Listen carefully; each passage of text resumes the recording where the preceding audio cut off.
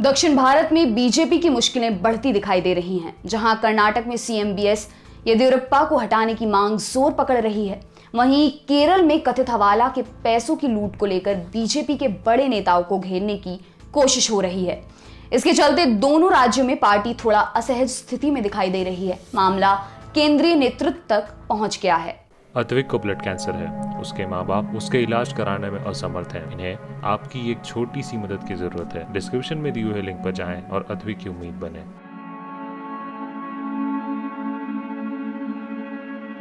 पहले बात कर्नाटक की। यहाँ बीजेपी की सरकार है, येदियुरप्पा सीएम हैं। पिछले काफी वक्त से पार्टी के अंदर ही उनका विरोध हो रहा है। हालात ऐसे बन गए हैं कि रविवार 6 जून को उन्हें कहना पड़ा कि अगर पार्टी चाहेगी तो वह अपना पद छोड़ने को तैयार हैं। उन्होंने कहा, मैं सीएम पद पर बना रहूंगा। हाईकमान ने मुझ पर भरोसा जताया है। जिस दिन हाईकमान मुझसे इस्तीफा देने के लिए कहेगी, मैं उसी दिन इस्तीफा सौंप दूंगा, लेकिन तब तक मैं ही सीएम रहूंगा। मैं इस बात से सहमत नहीं हूं कि राज्य में मेरा कोई विकल्प नहीं है। मैं तभी तक सीएम हूं जब तक पार्टी का मुझ पर भरोसा है। आज तक की खबर के मुताबिक मौजूदा विवाद की शुरुआत पिछले साल ही हो गई थी। विधानसभाओं में फंड आवंटन को लेकर हुई एक इंटरनल मीटिंग में कुछ बीजेपी विधायकों ने येदियुरप्पा के खिलाफ बातें कही थी। इसके बाद कैबिनेट विस्तार को लेकर भी कुछ विधायक बागी मूड में आ गए। हाल ही में बीजेपी विधायक बसनगौड़ा यत्नाल ने पंचामशाली लिंगायतों के आरक्षण के मुद्दे पर येदियुरप्पा को घेरा।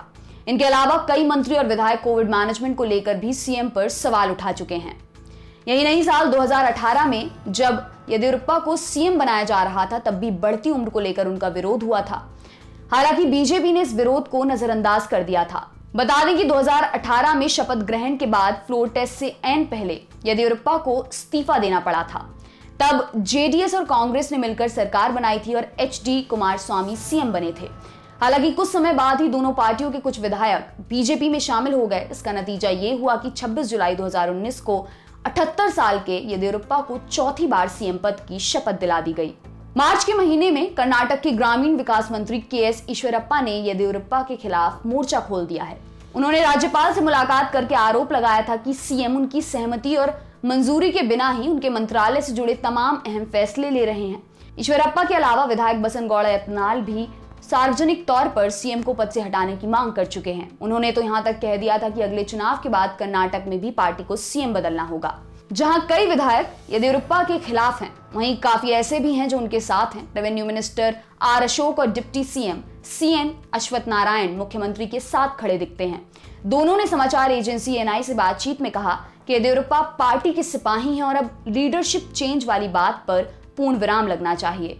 अब बात करते हैं केरल के ब्लैक मनी लूट केस की, जिसकी आंच बीजेपी तक पहुंच रही है। 7 अप्रैल 2021 धर्मराजन नाम के एक व्यक्ति ने केरल पुलिस में शिकायत दर्ज कराई कि बदमाशों ने उसकी कार से 25 लाख रुपए लूट लिए हैं। पुलिस ने जांच शुरू की तो पता चला कि लूटी गई रकम 3.5 करोड़ तक हो सकती है और ये पैसा हवाला लेन देन का था। यह एफआईआर केरल में विधानसभा चुनाव के मतदान के अगले ही दिन हुई। इसके बाद विरोधी दलों ने आरोप लगाए कि बीजेपी इस पैसे का इस्तेमाल चुनाव में करने वाली थी। बता दें कि केरल के चुनाव में पिनराई विजयन बरसों पुराना रिकॉर्ड तोड़कर सीएम बने हैं। बीजेपी अपना खाता भी नहीं खोल पाई। इस मामले में पुलिस अभी तक 19 लोगों को गिरफ्तार कर चुकी है। केरल बीजेपी के अध्यक्ष के सुरेंद्रन को लेकर भी सवाल उठ रहे हैं। एसआईटी ने बीजेपी के प्रदेश अध्यक्ष के ड्राइवर और निजी सहयोगी से भी पूछताछ की है। जांच अधिकारी सुरेंद्रन के बेटे हरिकिशन को समन करने की तैयारी में है। हरिकिशन की इस मामले में कथित तौर पर शामिल धर्मराजन के साथ बातचीत के रिकॉर्ड पुलिस को मिले हैं। कांग्रेस पार्टी मामले की न्यायिक जांच की मांग कर रही है। वहीं बीजेपी इसे एलडीएफ सरकार के बदले की राजनीति करार दे रही है। बीजेपी का आरोप है कि राज्य की पुलिस भाकपा के इशारे पर काम कर रही है। इस घटना के आरोपियों के तार वाम दलों से जुड़े हुए हैं। केरल बीजेपी अध्यक्ष का कहना है कि राज्य सरकार बीजेपी और उसके नेताओं को अपमानित करने के लिए मामला उठा रही है। बहरहाल प्रदेश बीजेपी के नेता भले ही इसे लेफ्ट सरकार के बदले की कार्रवाई बता रहे हो, लेकिन ये मामला बीजेपी के राष्ट्रीय नेतृत्व तक पहुंच चुका है। बीजेपी ने असलियत का पता लगाने के लिए एक आंतरिक समिति का गठन किया है। आज तक को सूत्रों से मिली जानकारी के मुताबिक इस कमेटी में E Sreedharan, retired IPS Jacob Thomas और retired IAS CV Ananda Bose शामिल होंगे। देखना यह है कि इस मामले में आखिर क्या कुछ निकलकर सामने आता है। आपके लिए खबर लिखी हमारे साथी वरुण ने। मेरा नाम है दिव्यांशी। देखते रहिए दी लल्लन टॉप। शुक्रिया।